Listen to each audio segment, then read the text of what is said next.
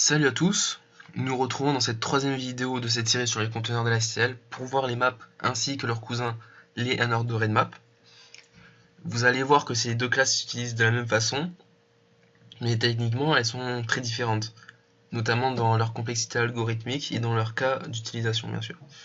Et c'est justement cela que nous allons voir dans cette vidéo. Donc nous allons commencer par les maps. Donc dans un premier temps, ce qu'il faut savoir sur les maps, c'est qu'ils implémentent un arbre binaire de recherche rouge et noir. Donc grosso modo, ça veut dire quoi? Ça veut dire que votre map sera toujours ordonnée. Donc ici, je vous ai préparé un exemple.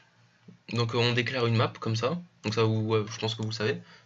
Et la clé, c'est un string et la valeur, ce sera un int. Donc le temps d'insertion et de suppression se font en temps logarithmique en n. Parce que comme je vous disais, c'est un arbre binaire.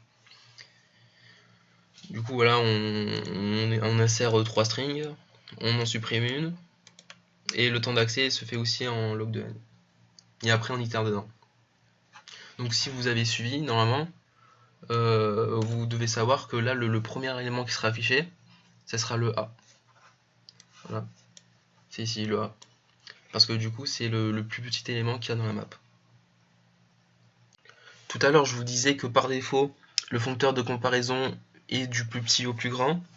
Donc à savoir qu'il y a moyen de changer ça en rajoutant donc notre propre comparateur de type de la clé en troisième paramètre au template de la map.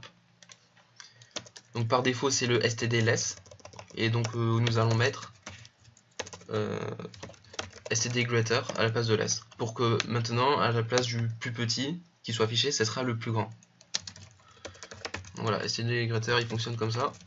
Donc je mets un cd string parce que le type de clé de la map c'est un cd string.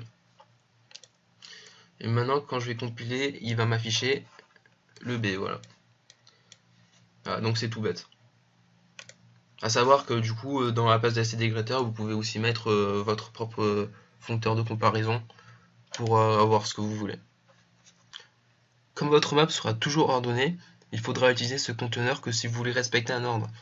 Donc comme par exemple un dictionnaire ordonné par ordre alphabétique. Si vous l'utilisez alors que vous en fichez de l'ordre, donc vous allez perdre des ressources pour rien. Voilà. Et étant donné qu'après une insertion ou une suppression, celui-ci devra potentiellement rééquilibrer l'arbre. Donc si vous n'en avez pas besoin, ça ne sert à rien d'utiliser en fait. Surtout que de plus, il y a un autre conteneur qui est plus optimisé pour ce genre de cas d'utilisation. Ce sont les unordered maps. Nous allons le voir tout de suite. Donc les unordered maps s'utilisent comme des maps, c'est juste qu'elles ne sont pas implémentées de la même manière. Donc en fait ce sont des hashmaps. Donc c'est tout simplement une map mais non ordonnée en fait.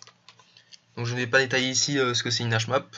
C'est déjà parce qu'il y a beaucoup d'implémentations possibles et c'est un sujet bien trop complexe pour cette petite vidéo. Donc le principal avantage de cette classe, c'est que toutes les opérations se font presque en O1, donc en temps constant. Presque parce que des fois il peut y avoir des collisions et dans ce cas c'est un temps linéaire au nombre d'éléments qu'il y a dans la hashmap.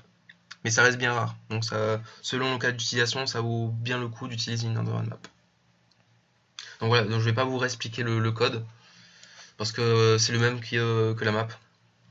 C'est juste son fonctionnement interne qui va changer.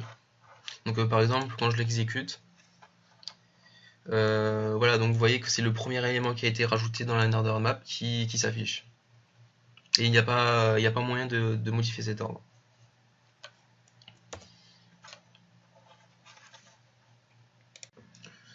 Voilà, donc c'est la fin de cette vidéo. Donc j'espère que j'étais assez clair. Et si ça n'a pas été le cas, dites-le moi en commentaire, je me ferai une joie d'y répondre. Et bien sûr, voilà, si la vidéo t'a plu, abonne-toi et mets un pouce bleu, ça fait toujours plaisir. Allez, ciao!